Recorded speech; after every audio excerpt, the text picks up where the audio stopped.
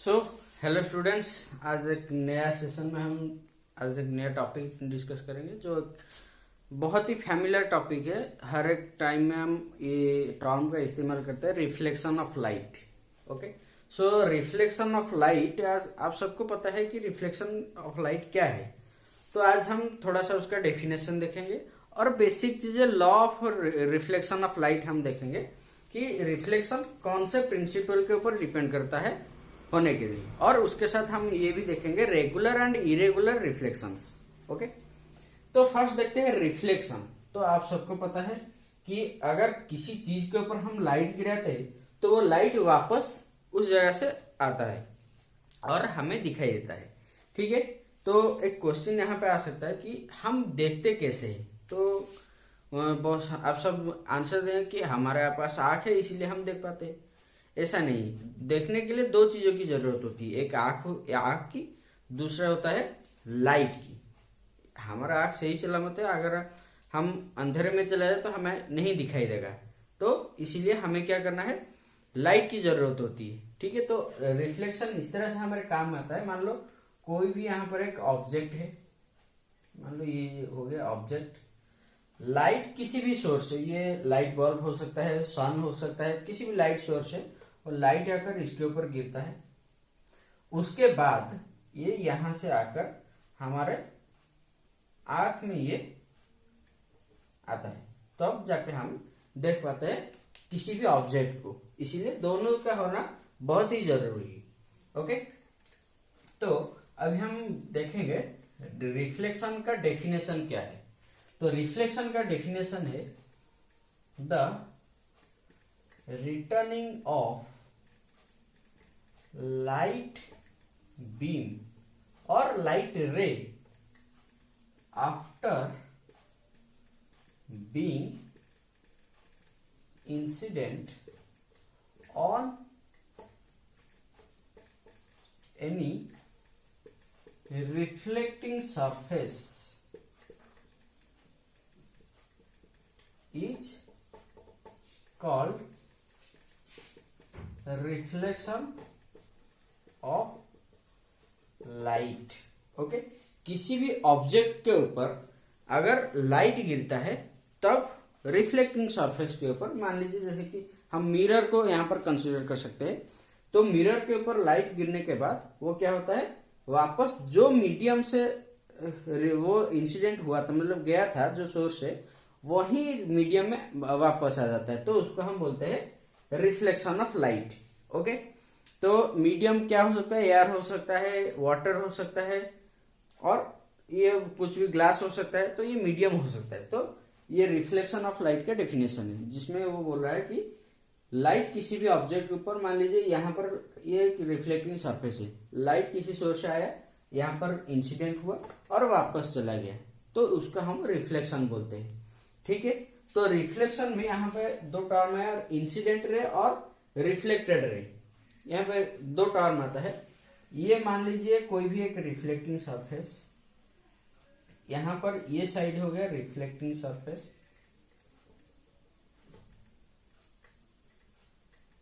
ये वाला हो गया ओपाक सरफेस। ओके, ओपाक का मतलब होता है जिसमें हमें कुछ दिखाई नहीं देता है। जैसे कि मान लीजिए वॉल हो गया, ये वॉल अभी इसके थ्रू हम कुछ नहीं देख सकते, वो होता है ओपाक। तो मिरर का ये वाला साइड ओपाक होता है, तो ओपाक को हम इस तरह से लाइन ड्रॉ करके शो करते हैं। तो ये रिफ्लेक्टिंग सरफेस के ऊपर लाइट किसी सोर्स से जब आकर यहाँ पर फॉल होता है, तो उसको हम बोलते हैं इंसिडेंट रे। ये हो गया इंसिडेंट रे। और इंसिडेंट होने के बाद ये क्या होता है, वापस चला जाता है, इसको हम बोलते हैं रिफ्लेक्टेड रे। रिफ्लेक्टेड रे। ओके, तो ये हो गया इंसिडेंट एंड रिफ्लेक्टेड रे। तो ये जो रिफ्लेक्शन का प्रोसेस होता है, ये दो प्रिंसिपल के ऊपर डिपेंड करता है, जिसे हम बोलते हैं लॉज ऑफ रिफ्लेक्शन। देख लीजिए, मैं लॉज ऑफ रिफ्लेक्शन अभी यहां पर बताने जा रहा हूं।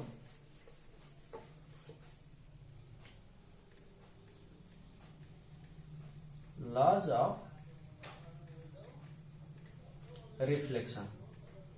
ओके, तो फर्स्ट लॉ है incident angle is equal to reflected angle. Okay, तो incident angle is equal to reflected angle, इसका मतलब क्या है? मान लीजिए ये हो गया एक रिफ्लेक्टिंग सरफेस जिसमें यहां से इंसिडेंट रे आ रहा है। ओके, और ये जो रिफ्लेक्टिंग सरफेस है इसके ऊपर हम एक नॉर्मल ड्रॉ कर देंगे, नॉर्मल और परपेंडिकुलर। तो नॉर्मल का मतलब हमेशा याद रखिए, साइंस में नॉर्मल का मतलब होता है परपेंडिकुलर। ओके, तो इंसिडेंट एंगल क्या है? नॉर्मल के साथ इंसिडेंट रे जो एंगल बनाता है उसको हम बोलते हैं इंसिडेंट एंगल, जिसको हम आई से रिप्रेजेंट करते हैं। तो बोल रहा है इंसिडेंट एंगल जितना होगा रिफ्लेक्टेड एंगल भी उतना ही होगा। सॉरी, ये थोड़ा ज्यादा हो गया। रिफ्लेक्टेड एंगल मतलब रिफ्लेक्टेड रे जो एंगल नॉर्मल के साथ बनाता है वो हो गया रिफ्लेक्टेड एंगल, और incident angle is equal to reflected angle, दोनों का वैल्यू सेम है। इसको आप ऑब्जर्व कर सकते हैं, अंधेरे डार्क रूम में चले जाने, वहां पर एक मिरर के ऊपर आप क्या करना, टॉर्च इस तरह से डालना, तो यहां से जब लाइट जाके यहां से गिरेगा तो वहां रिफ्लेक्टेड रे निकलेगा, कहीं पे इमेज उसका फॉर्म होगा। तो उसको देखना धीरे धीरे, जिस तरह से आप पास लेकर आएंगे तो वो इंसिडेंट जो रिफ्लेक्टेड रे है वो भी पास आएगा। तो इससे हम वेरीफाई कर सकते हैं कि incident angle is equal to reflected angle. Okay, तो दूसरा लॉ हमारा होता है इस तरह से, the incident ray, reflected ray, normal at incident point all lies on same plane। देखिए ये जो 2D स्ट्रक्चर, ये जो रे डायग्राम हमने किया है, इसको इस तरह के जो डायग्राम होता है लाइट के चैप्टर में उसको हम रे डायग्राम बोलते हैं। तो ये जो रे डायग्राम हमने ड्रॉ किया है उसमें reflecting surface, incident ray, reflected रे एंड नॉर्मल सारे के सारे एक ही प्लेन के ऊपर प्रेजेंट है। तो ये हो गया हमारा दूसरा law, second law of reflection.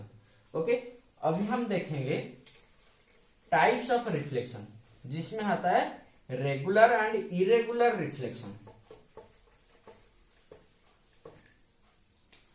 तो रेगुलर रिफ्लेक्शन क्या होता है?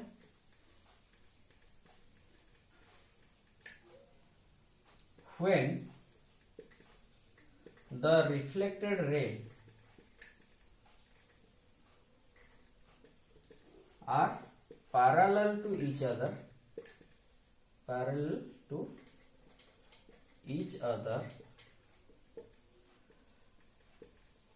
they are called regular reflection।